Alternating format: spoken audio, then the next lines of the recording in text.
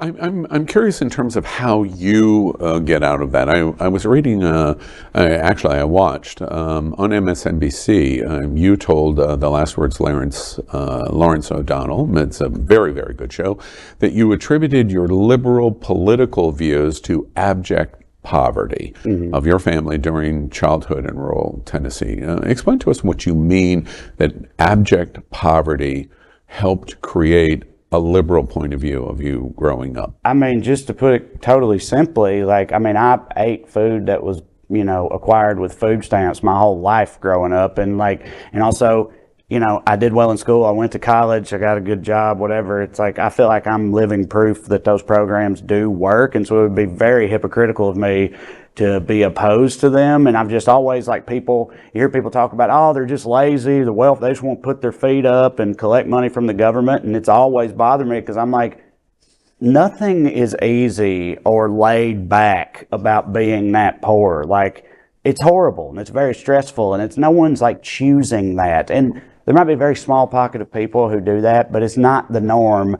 And because I experienced it firsthand, I just always felt like that's the way, you should feel about that era or that area of our politics, makes sense. I want to also, that's interesting. And do you think more people in the rural South can get to a place of thinking more broadly like you have done? I don't know. I mean, I wish. I mean, that's one of those things because that everybody knows, they vote against their own economic self-interest, which they do. And with Trump, at the very least, I felt like it was a little more nuanced with that because he was lying, but he was making promises to them. Yeah. You know what I mean? They weren't, based on what he said, they weren't really voting against their own self-interest. It's just they should have known better than to trust him on any of that. He was really good at it. Yeah, right. And so, I think it's a little more nuanced than some people think. But yeah, I feel like a lot of people just get caught up with all the culture war stuff instead of the practicality of,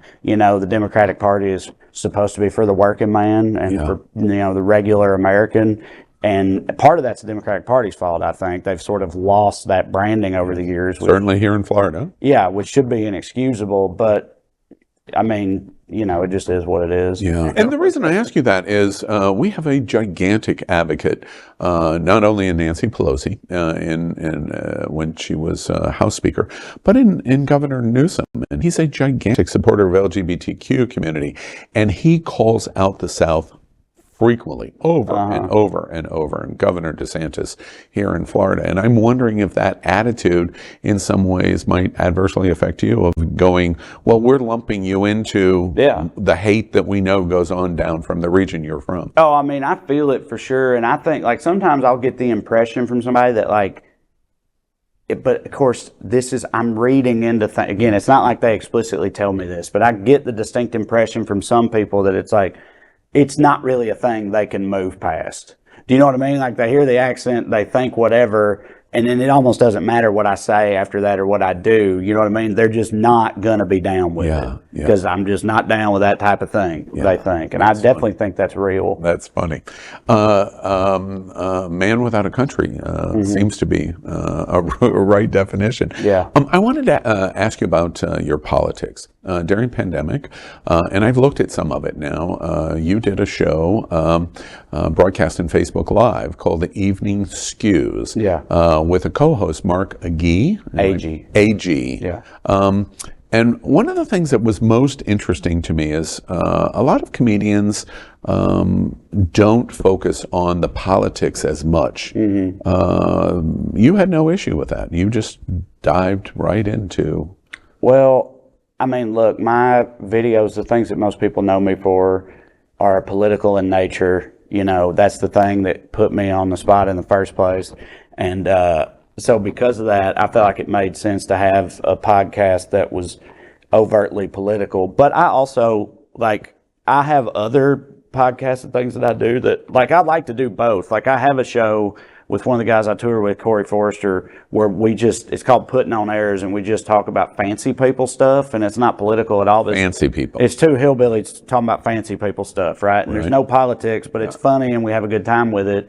But, yeah, because of the nature of how I became known in the first place, I don't have any problem like shying away from politics. And whatnot. And doing that Facebook Live and that political podcast, as you call it, we've gotten through pandemic. I don't know. You're here in Florida.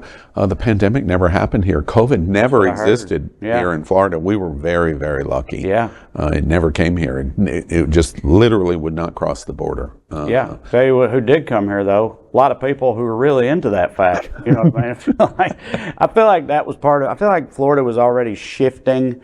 Because Florida was a swing state forever, like one of the biggest ones. Yeah. Them and Ohio both. Everybody knew it. And then they've been gradually shifting further to the right. And I feel like COVID was the final, just like the final strike that really solidified that. Yeah. And we reported in 2022, we became the fastest growing state in the nation.